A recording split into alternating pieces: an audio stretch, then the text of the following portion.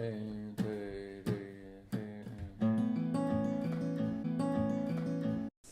everyone, I just finished recording the last chapter of my book M is for Magic, and you will see it or you can listen to it after this video.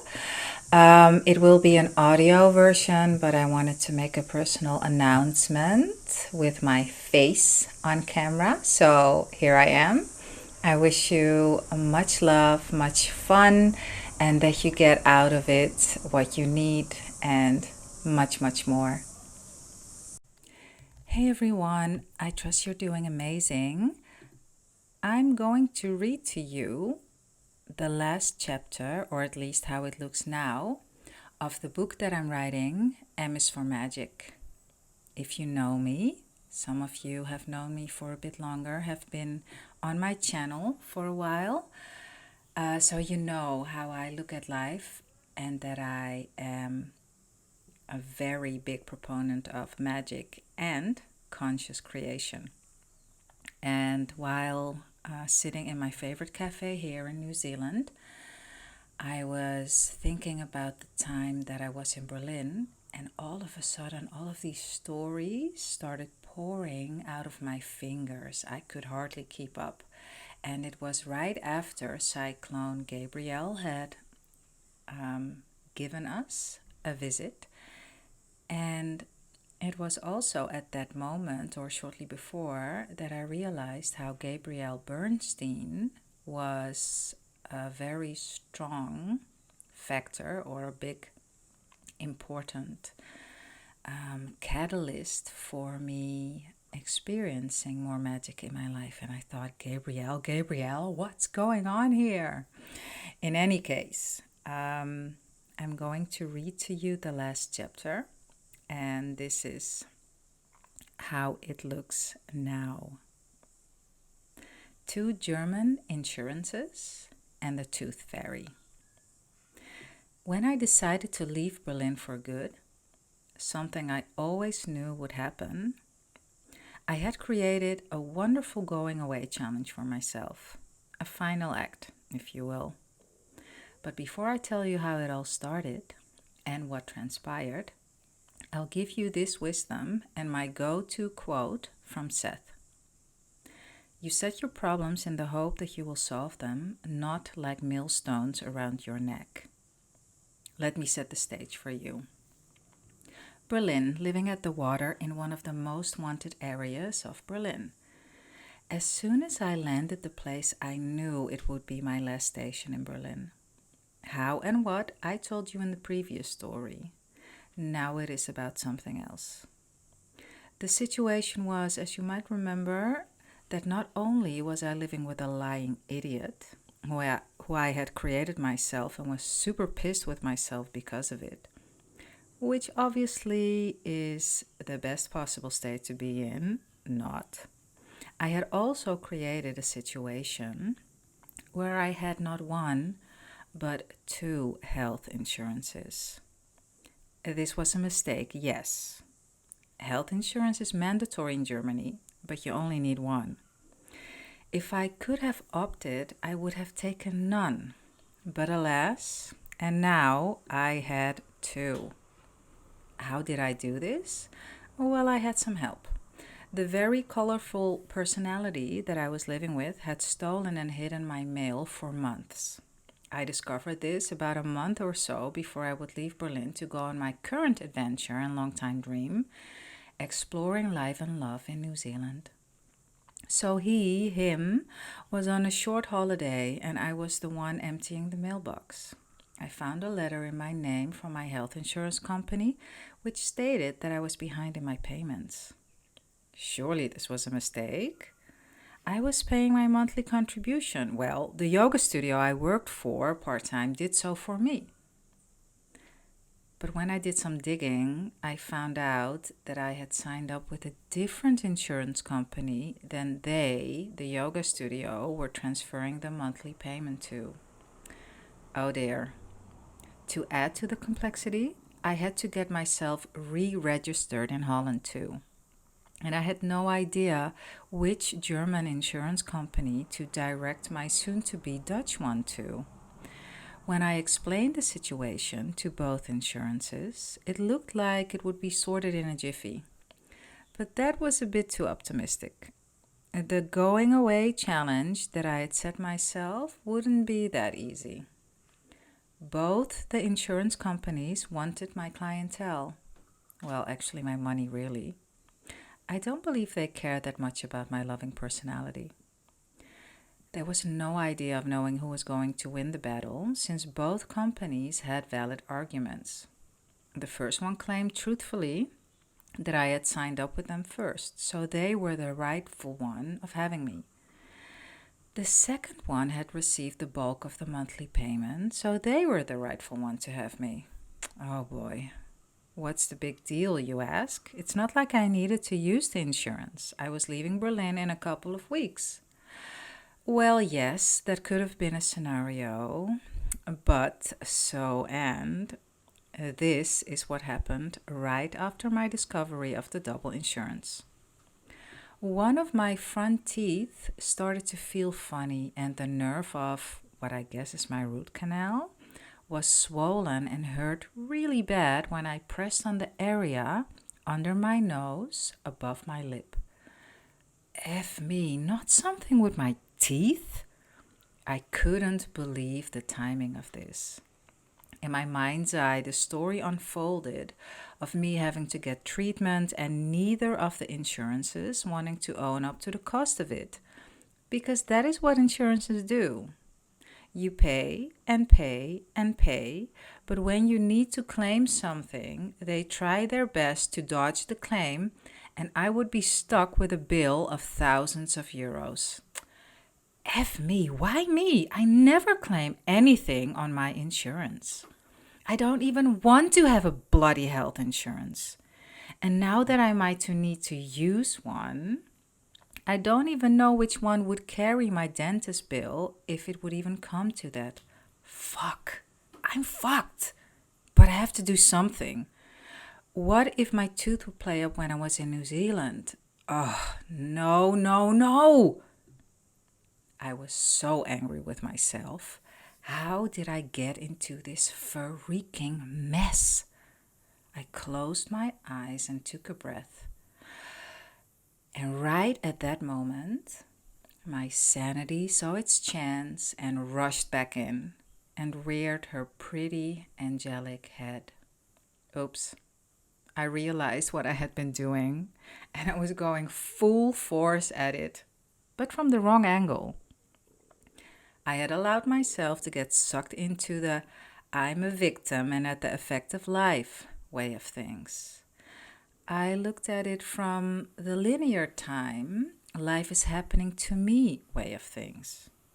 I temporarily believed the I'm not safe within myself way of things. And now that I realized what I had been doing, I got angry again. But this time, it was a different kind of anger. This was my Kali Ma surging up within me, and I could feel my power again. I threw my head back theatrically and shouted out loud, "No! This is not an option!" And now, in the same way as the horror scenario had rushed into the screen of my mind, the opposite scenario could have airtime. It all happened in a very jumbled way.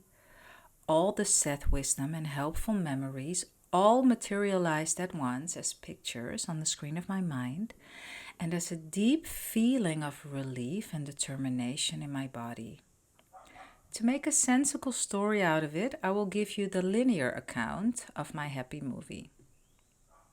First, I remembered this block of text from my Bible of Linda Merendaal, in which she tells the story of her sister Pam.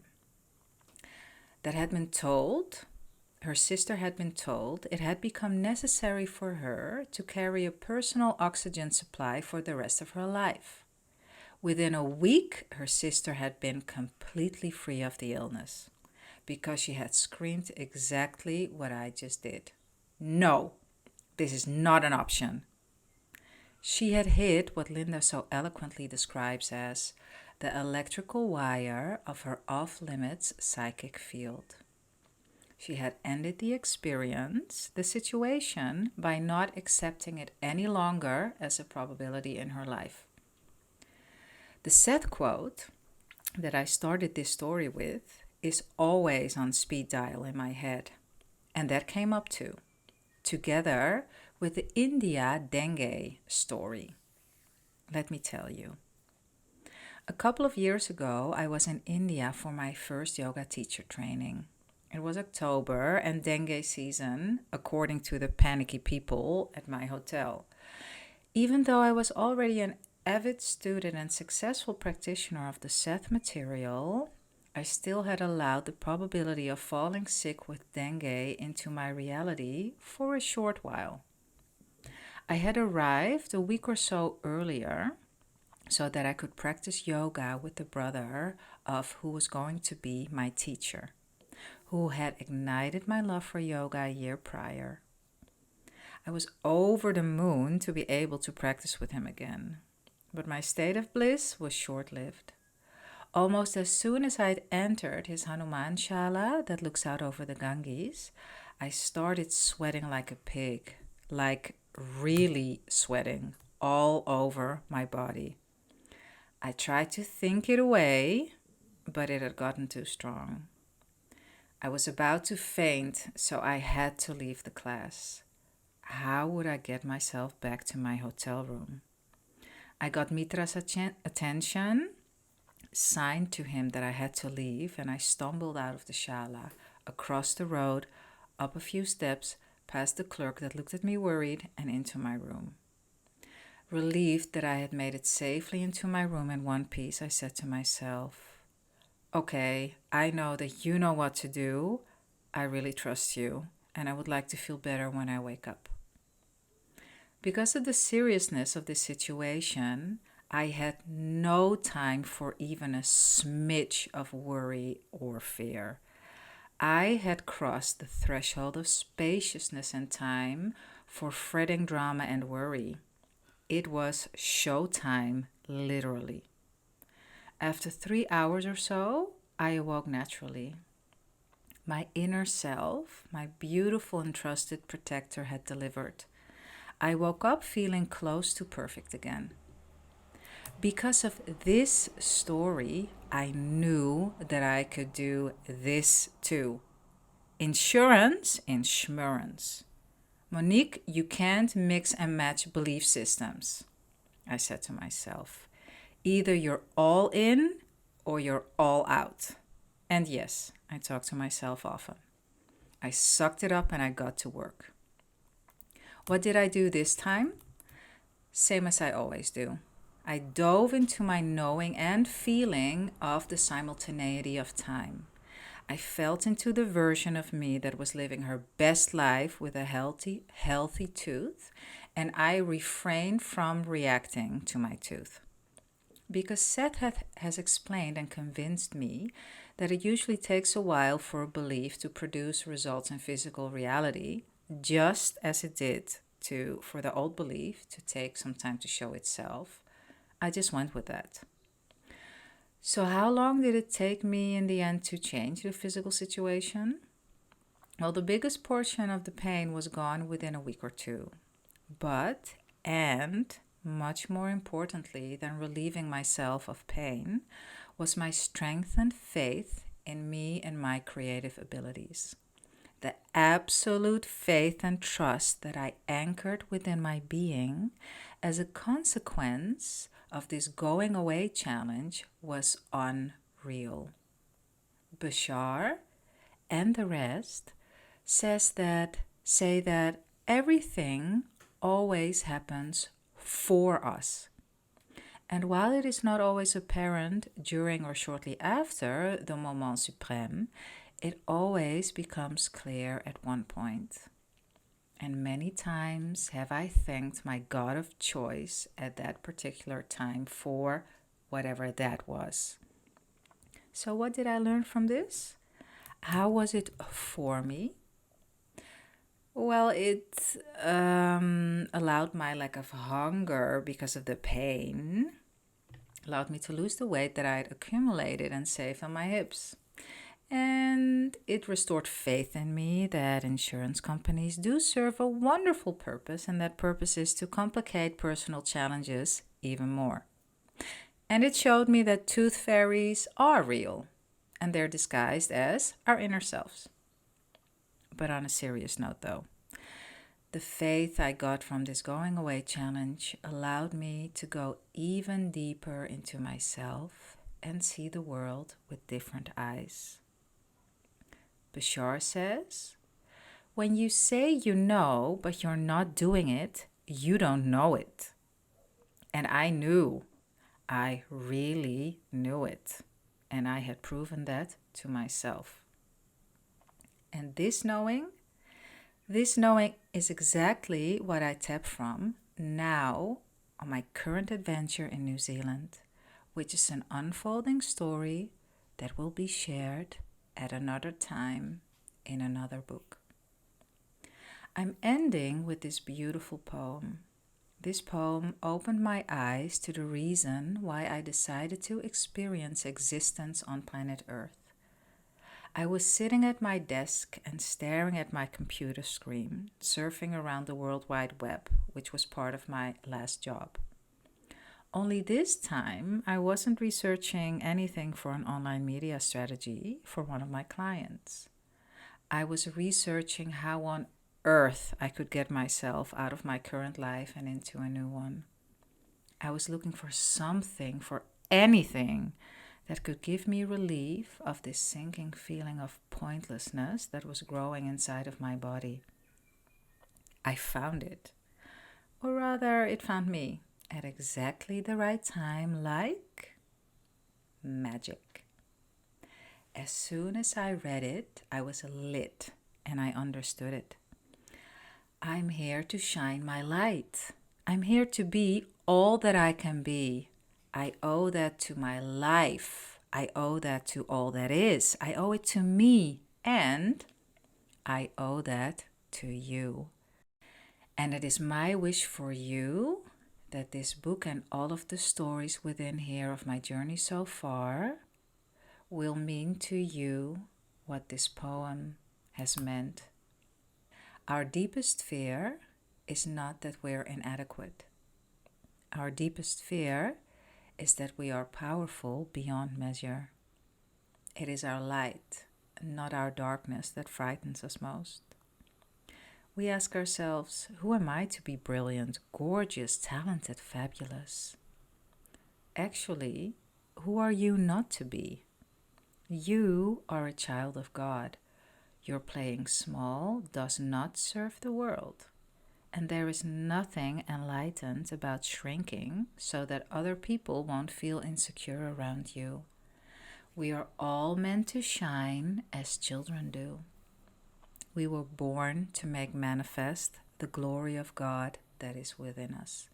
And it's not just in some of us, it's in everyone. And as we let our own light shine, we unconsciously give other people permission to do the same. As we are liberated from our own fear, our presence automatically liberates others.